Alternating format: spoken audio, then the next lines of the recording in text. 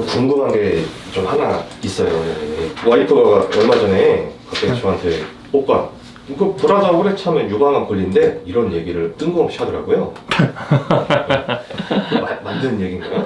우리가 상식적으로 생각해 봤을 때 왠지 모르게 오래 누르고 있으면 나쁠 것 같고, 그러다 보면 뭐 독성물질이 쌓이든지 흐름이 막히면 뭐 안 좋다든지 이러니까 암까지 진행한다고 생각할 수 있는데, 너무 과잉 해석이나 과대 해석을 하지는 말아야 돼요. 브레이저를 오래 차면은 말 그대로 뭔가 압박은 되겠죠. 대신에 처지지 않게 만들어서 또 건강에 도움되는 분도 있을 거예요. 단 암에 관련돼서는, 암은 세포 단위에서의 돌연변이에 의해서 생기는 게 암이기 때문에 브레이저를 오래 찬다고 해서 의미 있을 정도 유방암이 더 늘어난다나 생긴다는 증거는 절대 없습니다. 사실이 아니에요. 유방암이 걱정돼서 브레이저를 하면 안 돼. 이건 잘못된 상식입니다.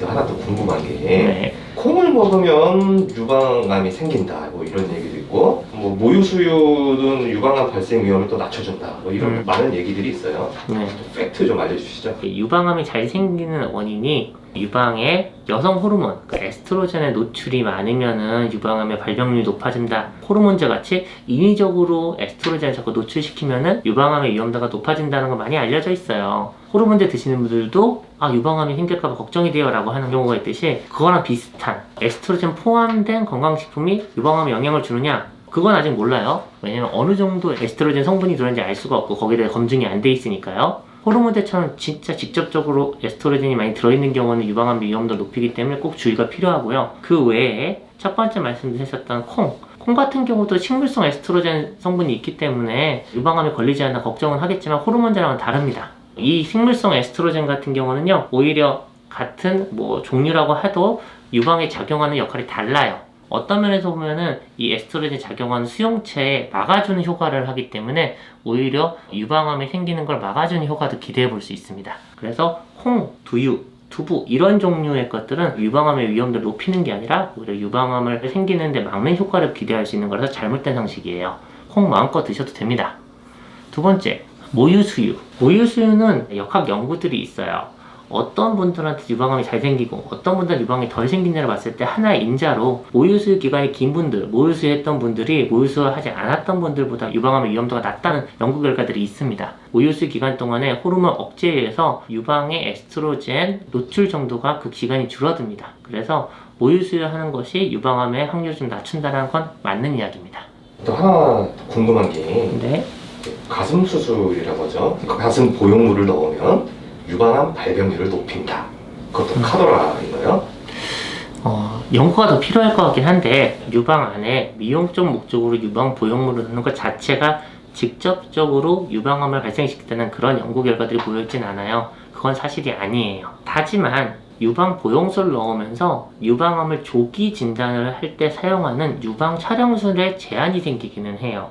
유방암을 조기 진단하기 위해서 하는 방법이 두 가지가 있는데, 유방 촬영술, 가슴을 압착시키고 눌러서 찍는 영상 촬영 방법과 직접 초음파를 대는 방법이 있는데, 이 두 가지 방법을 서로 보완적이기 때문에 두 가지를 다 했을 때 유방암의 조기 진단율이 한 90% 이상, 95% 이상 올라가게 되는데, 유방에 보형물이 있는 경우는 누를 때 유방 보형물이 손상된다거나 터진다거나 세게 누르거나 하기가 어려워져요.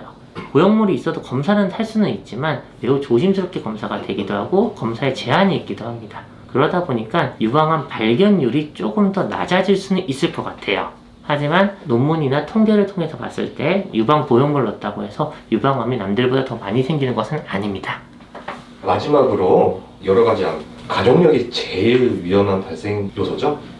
가족력, 이게 슬픈 얘기지만 유전이라는 얘기를 하죠. 여러 암 중에서도 유전의 영향을 많이 받는 암들이 있어요. 쉽게 말해서 유방암을 대표적으로 얘기하자면, 외국의 모모 배우가 유방암 가족력이 워낙 많고 확률적으로 유방암이 거의 생길 거기 때문에 예방적으로 유방을 절제도 했다더라, 이런 유명한 이야기처럼요, 유방암이 잘 생기는 유전자 변이를 부모님이 가지고 있고 가족력이 있고 그게 나한테 내려와 있다면 당연히 나 역시도 유방암이 잘 생기는 건 맞는 얘기예요. 또한 특정 유전자 변이가 아니라도 여자고 여자 가족 안에 많은 가족이 유방암이 많이 생긴다면 거기에 맞춰서 대개 유방암이 발생할 확률 역시도 높아져요.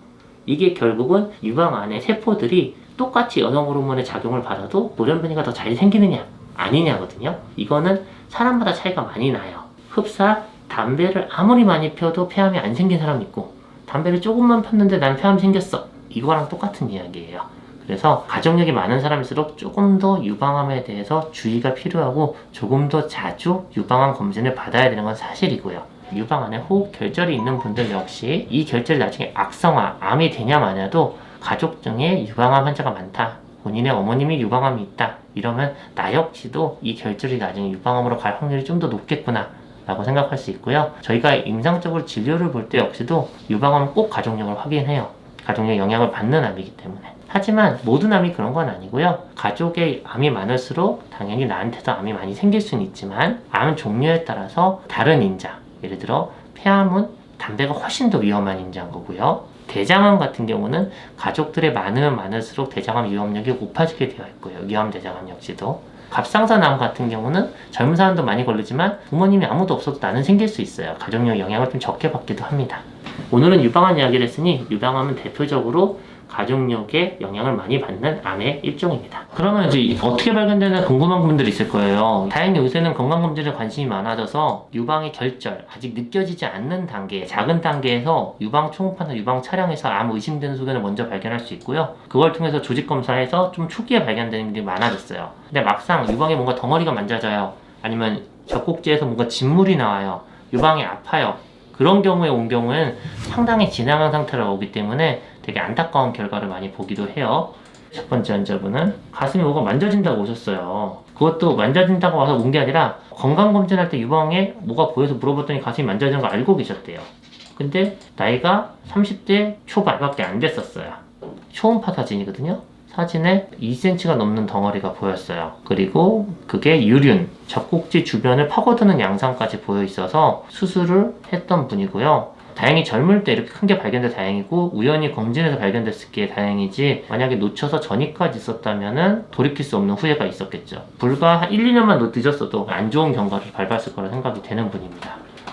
또 다른 분을 하나 보여드리면 여기 보시면 유방 촬영 소견인데요. 이 유방 촬영술 안에 하얀 석회아들이 있어요. 이 하얀 곳은 치밀 유방이라 그래서 실제로 영상에서 잘 안 보이는 부분이고 그 안에 하얀 석회화들이 있는데 이 석회화들을 가지고 암 같은 게 숨어 있지 않을까라는 추정을 먼저 해요. 여기에 이런 석회화가 있는 부분에서 유방 초음파를 해보면요. 하얗게 덮여있는 치밀 유방, 유방 촬영에서 꽉 차 있는 부분, 실제로 보이지 않는 부분에 초음파를 들여다보면 이렇게 큰 덩어리 2cm가 넘는 덩어리가 두둥하고 등장합니다. 깊이로는 2cm 안에 피부로부터 2cm 안쪽이기 때문에 못 느낄 수도 있는데 깊게 만져보면 만져지는 덩어리고요. 이런 경우도 역시나 1, 2년만 더 늦췄어도 전이가 되고 말기암으로 갈 수도 있는 케이스였겠죠. 이렇게 큰 덩어리 역시도 본인이 모르고 지내다가 건강검진에서 발견되기도 합니다. 마지막 케이스 한번 더 보여드릴게요. 이분도 실제로 2018년엔 특별한 게 없었다가 2020년 2년 지나서요. 무증상 상태에서 왼쪽 유방에 이렇게 1cm짜리 덩어리가 있는 경우를 발견했고요. 다행히도 유방암 바로 진단이 됐어요. 어떻게 진단하면 이렇게 혹이 보이면요 바로 조직검사를 합니다. 조직검사는 이 혹에 대해서 바늘로 찌르는 거예요. 이렇게 바늘로 찔러서 나쁜 세포가 있는지 확인하는 거고 바로 일주일 내 결과를 보고 수술하는 쪽으로 넘어가게 됩니다. 이분 같은 경우는 60대 환자분이셨고 2년 전에는 보이지 않았던 것들이 2년 이후에 정기검진을 통해서 발견한 경우고요. 우리가 알아야 될 거는 젊은 사람들 40대, 30대에서도 유방암이 많이 생기고요. 그때 결절은 여성 호르몬의 영향을 받아서 점점 원래 커지기도 하고 양성 결절도 많아요. 하지만 60대 이후, 50대 이후에 호르몬이 끊겨진 폐경기 이후에 결절이 새로 생겼다 할 때는 항상 암을 먼저 생각해야 돼요. 호르몬이 노출이 없는 상태에서 혹이 생긴 거는 더 위험한 이미 돌연변이가 돼 있는 암이 있을 수 있다는 뜻이거든요. 그래서 유방암 같은 경우도 젊은 사람도 생기지만 나이가 들면 들수록 유방암의 확률은 늘어난다. 그래서 40대 이후부터는 꼭 2년에 한 번 정도 유방 촬영과 유방 초음파를 같이 해야 되는 걸 꼭 권장해 드리고 있습니다. 네. 그리고 마지막으로 한 가지만 더 질문할게요. 여성들이 가장 주의해야 될 암을 뭐 3-4가지 정도만 알려주시겠어요? 무증상 상태 검진, 그러니까 암을 좀 빨리 발견한다는 목적에서는 여성한테도 대표적인 거 빈도를 따져야 되는 건데 아까 1번이 40대 이상에서는 유방에 대한 검사를 하자. 유방 촬영과 유방 초음파 그리고 매달 하는 자가 유방 검진 이게 1번이고요.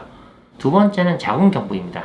나라에서도 이미 자궁경부암 검진 세포 검사를 하고 있는데 자궁경부암 역시도 흔하게 발견될 수 있는 그리고 빨리 발견할 수 있고 조기에 제거할 수 있는 종류의 암이기 때문에 자궁경부 검사도 주기적으로 하셔야 되고요.